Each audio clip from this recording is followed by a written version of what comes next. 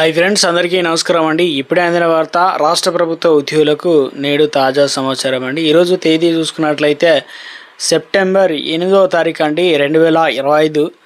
ఈ వీడియోలో వచ్చేసి 3 నుంచి 4 అప్డేట్స్ అయితే ఉన్నాయన్నమాట. సో ఆ వివరాలు ఏంటనేది ఒక్కొక్కటిగా తెలుసుకునే ప్రయత్నం అయితే చేద్దామండి.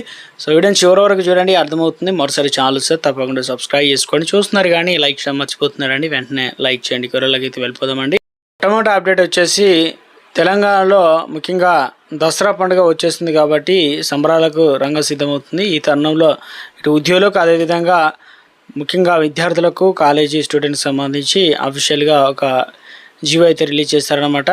తెలంగాణలో అన్ని పాఠశాలలకు, కళాశాలకు ఈసారి దసరా సెలవులు ఎప్పటి నుంచి అనే దానిపైన క్లారిటీ అయితే వచ్చేసింది. కీలక ప్రకటన అయితే చేశారనమాట. తెలంగాణ ఈసారి దసరా సెలవులు స్కూళ్లకు, కాలేజీలకు వేరువేరుగా ప్రకటించారు. ఇందులో ముందుగా స్కూళ్ళకు వచ్చేసి దసరా సెలవులు అనేది ఈ నెల అంటే సెప్టెంబర్ 21 నుంచి అక్టోబర్ 3 వరకు అయితే ప్రకటించారు. అలాగే కాలేజీలకు సంబంధించి మాత్రం ఈ నెల 28 నుంచి అక్టోబర్ 5 వరకు అయితే ప్రకటించారు. దీంతో ఆయా కాలేజీ విద్యార్థులు వీటిని గమనించి సెలవులు అయితే ప్లాన్ చేసుకోవాల్సి అయితే తెలంగాణ ప్రభుత్వం.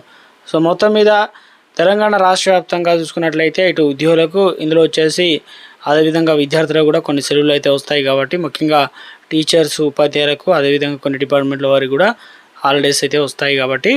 మరో అప్డేట్ అయితే వచ్చిందండి. ఇక్కడ ఏదైతే రేపటి నుంచి జైళ్ల శాఖ ఉద్యోగులకు డ్యూటీ మీట్ అనమాట. 21 రాష్ట్రాలకు సంబంధించి చూసుకున్నట్లయితే ఏం చెప్తున్నారు ఏందని చూద్దామండి. రాజా బహదూర్ వెంకటరామరెడ్డి తెలంగాణ పోలీస్ అకాడమీలో ఈ నెల 9 నుంచి అదేవిధంగా 11 వరకు 7వ ఆల్ ఇండియా ప్రిజనల్ డ్యూటీ మీట్ అనగా 2025 జరగనుంది. దేశవ్యాప్తంగా 21 రాష్ట్రాలతో పాటు కేంద్రపాలిత ప్రాంతాలు ఢిల్లీ, పుదుచ్చేరి, చండీగఢ్లో జైళ్ల శాఖకు చెందిన సుమారు 1100 మంది ఉద్యోగులు ఇందులో పాల్గొననున్నారన్నమాట.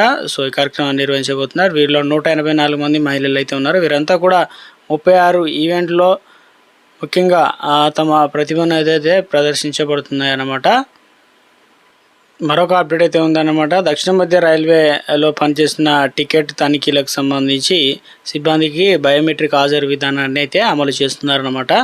మరొక అప్డేట్ అయితే వచ్చిందండి. 6 నెలలుగా జీతాలు రాక బల్వన్ మరణం అంటూ కేటీఆర్. ముఖ్యంగా కాంగ్రెస్ అసమర్థతతోనే ములుగులో మున్సిపల్ కార్మికుడు ఆత్మహత్య అంటూ సీఎం సీతాక క్షమాపణలు చెప్పాలని చెప్పేసి, బాధిత కుటుంబానికి 50 లక్షలు ఇవ్వాలని చెప్పేసి బీఆర్ఎస్ వర్కింగ్ ప్రెసిడెంట్ కేటీఆర్ అయితే డిమాండ్ చేశారు.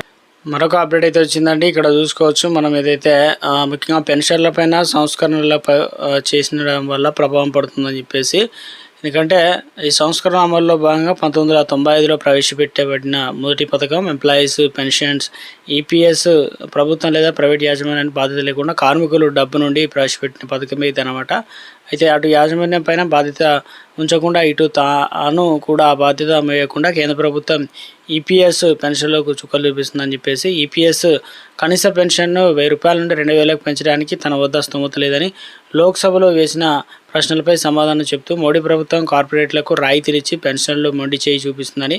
సో మొత్తం మీద అయితే కాస్త ఇవన్నీ కూడా ఇబ్బంది కలిగే విధంగా అయితే ఉన్నాయని చెప్పేసి అప్డేట్స్ అయితే వచ్చాయన్నమాట. సో తెలంగాణలో ఎప్పటికప్పుడు ఈ వివిధ ఉద్యోగులకు కావచ్చు,